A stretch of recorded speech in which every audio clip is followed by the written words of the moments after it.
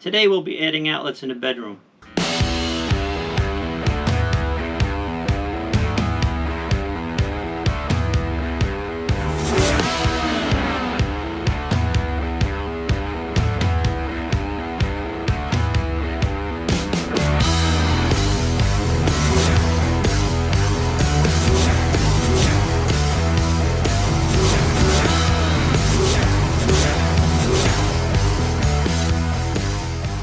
Welcome to Electrician's Masterclass, where knowledge is power. My name is Joe Spina. I've been an electrician for 40 years, doing residential, commercial, and industrial work. I'm also a master electrician, and I have my own company. I'm a licensed electrical contractor. So the things that we're going to be using, okay, are we're going to be using a level and a box, obviously, and we're going to be measuring it out. So you always need a pencil on you, okay? And then the other thing that we're going to be using is 14-2 Romex, all right? I usually go about 12 inches, and then I strip it with my utility knife. Okay, so I'll just go 12 inches. Always wear your gloves if you can. You know, and then go down the middle so you don't cut any of the wires. All right, just go like that, real quick, and then cut it off. All right, we're going to be using a 20 cubic inch box. I like these boxes because they're a little bit bigger, and like later on, if you want to add something, you can add something later. Okay, so we just trace that out with our pencil and our level, and we'll get that set. Once that's set, leveled and traced out, then we're going to use our oscillating saw to cut the hole. Okay, so that will cut out a nice square hole for us, and then we could put our box in, and we're going to use 14-2 Romex today. And usually what I do is I'll do 12 inches into the box. You know, I'll cut 12 inches into the box, and then once it's out of the box, which would be something like this, you know, I'll put my hand up to here and I'll cut it. Usually, you know, that's about 6 inches right there. And then we snaked it in. You definitely need yourself a snake. What we did was we used the impact drill today because I had to get in close, you know, and I got in close inside the kneel-in closet, which is part of the attic. And then you also, the tools that we use today, you know, I used a hammer, I used a side cutting pliers to cut my Romex, I used a dike or diagonal pliers. Sometimes we have to take out the existing staples because what I had to do is I had to restrip some of the wires because we put it into a junction box later on. Always test your circuit. So I have my Voltic, you know, non-contact voltage detector. Always test the circuit first. I use two kinds of screwdrivers. One is a Phillips and one is a straight head, and you know, I like the longer length on these because it's a, you know, better reach for me. Also, I use a 25-foot tape rule, which I use most of the time. The bits that we used to get through the wall, so we didn't have to do as much notching. Notching is like when you make a hole in the wall, you know, like you cut it out with the saw so you can get around the studs and stuff like that.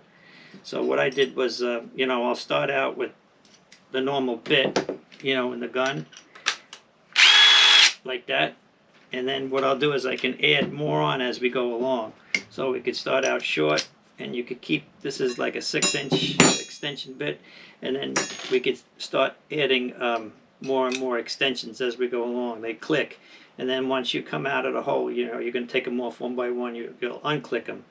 And sometimes we even, just to get the length, we could put an, you know, an extension bit on, like a long bit, an extended bit. This is a 1-inch paddle bit, which I usually use because it could fit a couple of wires in there. And it's a 1-inch. This is a 1-inch by about, I'll probably say about 18 inches, this one. And then, you know, sometimes if you have a tight spot, you know, you have to get in a corner. This is a screwdriver. This, you know, this is you put it in the gun. It's right angle, so you can put it into the gun like this. Put it in here like this. Get in your corner, like that. And go in like that. And then what you can do is you can add more bits onto this to get the job done. But anyway, also we have water, which you should always have also.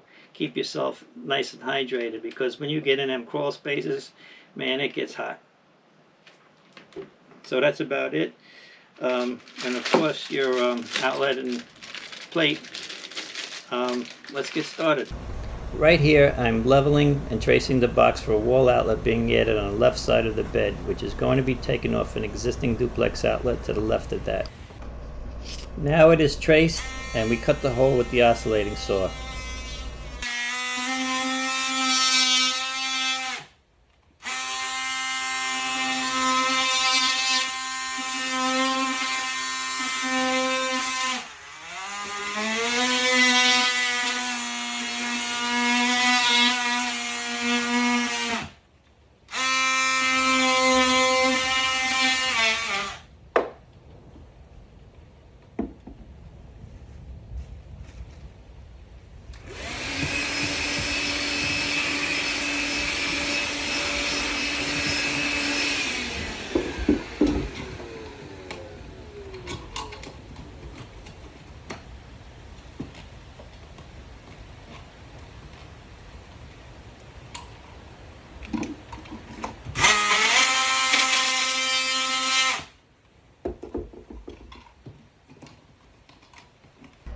Always fit the box into the hole, because sometimes you have to make minor adjustments. This is a 20 cubic inch plastic box. I like them bigger in case you have to come out of them again later on.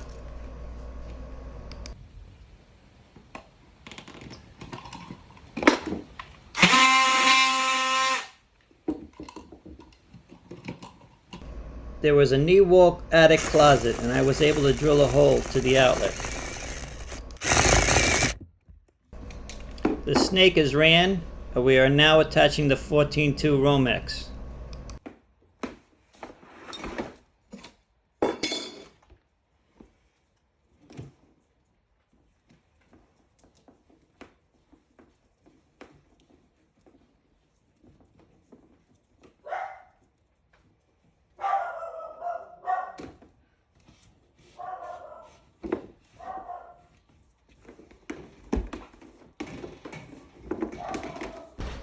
It's back to the closet to pull the wire.